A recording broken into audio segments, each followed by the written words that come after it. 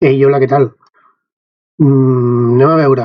Avui a veure si podem explicar quines diferències hi ha entre les diferents formes de referenciar les cel·les dins de les fórmules o les funcions. Val? Molt bé, quan nosaltres fem coses com ara això, per exemple, fem A1 multiplicat per B1, es diu que estem referenciant a la casella A1 i a la casella B1. Estem referenciant. Val? Molt bé. Quan tu arrastres aquesta fórmula d'aquí, bé l'arrastres cap a la dreta o bé l'arrastres cap baix, que també es pot cap a l'esquerra, cap dalt, però no és tan normal, però també es pot fer. Quan tu ho fas, aquest A1 per B1 es convertirà, sí o sí, segur, es convertirà en A2 multiplicat per B2. Val?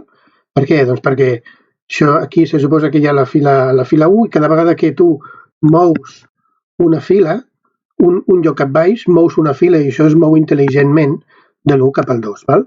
La A, com que són les columnes, sempre serà una A. D'acord? Molt bé. Quan tu arrastres cap a la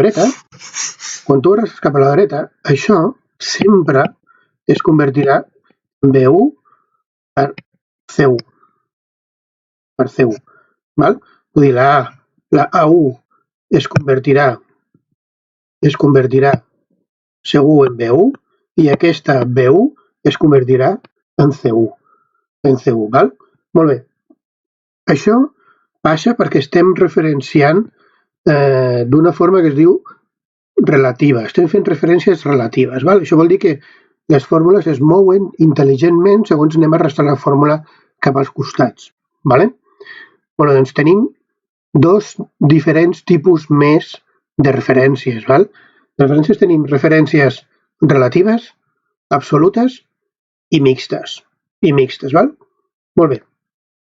Com seria una referència absoluta? Amb una referència absoluta, el que fem, per exemple, aquesta d'aquí, aquesta d'aquí, sempre, el que fem quan arrastris cap on arrastris la fórmula. Val? Llavors, d'aquesta manera, has de posar sempre en la fórmula, en la A i en el 2, n'has de posar sempre $1 al davant. $1 al davant de la A i $1 al davant del 2. Amb això el que fem és bloquejar completament aquesta casella. Vale? Això seria una fórmula absoluta. Val? De manera que no és una referència absoluta, que no es mou, arrastris cap on arrastris la fórmula en la que intervé això d'aquí. Vale? D'acord? Si necessitéssim per alguna raó, pel que sigui, que o bé la A o bé el 2, anem a esborrar per aquí, o bé la A o bé el 2 s'hagués de moure, llavors el que hauríem de fer seria, per exemple, si volem arrastrar cap a baix,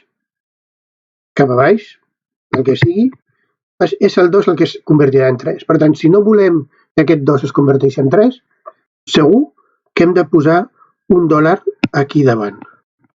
Si pel contrari hem d'arrastrar cap a la dreta, aquest A2 es convertirà sempre en B2. Llavors, si volem que aquest A2 no es converteixi en B2, l'haurem de posar sempre $1 al davant de la A. Aquest dòlar al davant de la A no fa res absolutament amb el 2, només amb la A. De manera que quan tu arrastres aquest A2, això continua sent $A2. Vale? D'acord? Vale, això és l'explicació. Anem a veure ara tres exemples que us he preparat, a veure si ho podem entendre, vale? Vinga. Bueno, tinc un Excel aquí preparat i anem a fer una taula de multiplicar. Vale? Llavors, aquí tenim tots els números 1, 2, 3, 4 fins al 10 i aquí li diem que volem la taula del 2, per exemple. La taula del 2. A veure si això ho podem fer més... Sí, així. Vale? Així fem la taula del 2. Vale? De manera que aquí farem el 2 per 1, aquí 2 per 2, 2 per 3, 2 per 4. Llavors, aquí posaríem la fórmula següent. igual a aquest multiplicat per aquest. Sí? Jo entenc que és correcte. 2 per 1, 2. Molt bé. Ara bé, aquest B3 per B5 jo el vull arrastrar cap a la dreta. El vull arrastrar cap a la dreta. Vull agafar per aquí i arrastrar-lo cap a la dreta. Si l'arrastro cap a la dreta, B3 per B5 es convertirà segur en C3 per C5. C3 per C5. Molt bé. Jo vull que aquí hi hagi C3 per C5? No, perquè jo necessito que hi hagi B3 per C5. B3 per C5. Per tant, aquí jo li he de fer alguna cosa perquè aquest B5 sí que es converteixi en C5 perquè m'interessa que es converteixi, i en canvi aquest d'aquí, el B3, m'interessa que continuï sent B3. Com que el B3, si jo l'arrastro cap a la dreta, es converteix sí o sí en C3, jo el que necessito és fer un bloqueig de la B, d'aquesta B, i únicament de la B. Vale?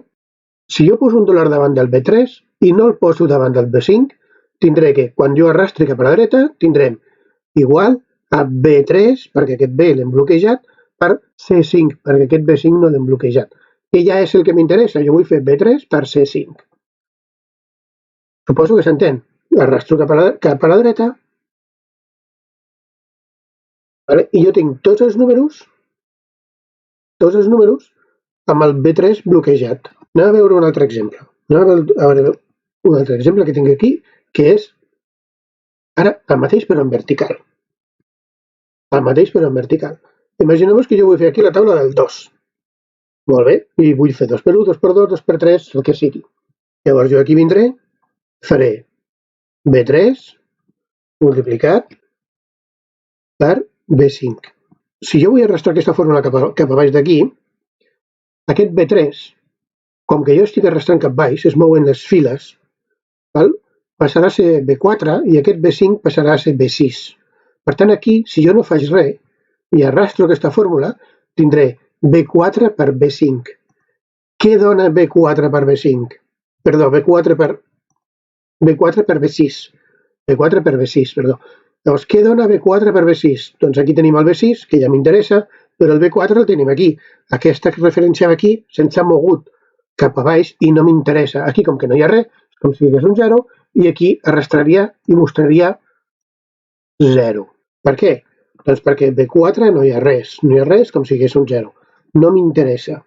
No m'interessa. Què puc fer aquí perquè jo a l'arrastrar em surti bé? Val, doncs el que puc fer és el següent. Aquest B3 jo el necessito bloquejar. Quan jo passo B3 i l'arrastro cap a baix, B3 es converteix sempre en B4. El que es mouen, quan jo arrastro cap baix, són les files. Sempre, sempre. Per tant, si a mi no m'interessa que aquest B3 passi a B4, el que faig és posar-li un dòlar davant del 3. M'oblido de la B i li poso un dòlar davant del 3. Val? Llavors aquest B5, quan jo l'arrastro cap baix, es convertirà en B6, que ja m'interessa, perquè m'interessa que sigui B3 per B6. Ja m'interessa.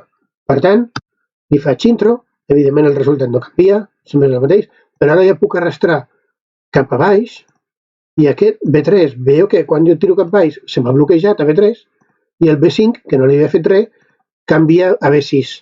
Vale? Això és una referència relativa, això és una referència mixta, vale? Perquè té només un dòlar. Si jo necessités arrastrar cap a baix i cap a la dreta, i necessités també bloquejar aquest B, es convertiria en una referència absoluta. Vale? A veure, llavors, jo ja puc, des d'aquí, he vist que aquí me funciona, per tant, jo ja puc aquí arrastrar cap a baix fins al final i sabré que m'ho fa bé. Vale? Quina és la gràcia d'això? Doncs, bueno, jo ara canvio això a la taula del 5 i ja tinc la taula del 5. Vale? I faig la taula del 8 i ja tinc la taula del 8. Vale? Vinga. Us he preparat un tercer exemple, que és la taula aquesta de multiplicar. Ara jo vull fer 1 per 1 i vull omplir tota la taula aquesta de multiplicar, ¿vale?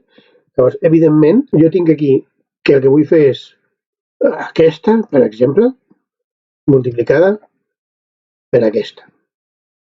Correcte. Vale. Ara aquí vull fer doncs, la taula de l'1 fins totes, o aquí cap baix, aquí la del 2, aquí la del 3, tot, vale? Però jo m'interessa fer-ho una vegada i arrastrar cap a la dreta i cap a baix, o cap a baix i cap a la dreta, és igual, i omplir-ho tot només fent una fórmula. Molt bé. Anem a veure, llavors hem de pensar en que hem d'arrastrar cap a la dreta i cap a baix. Cap a la dreta i cap a baix. Molt bé.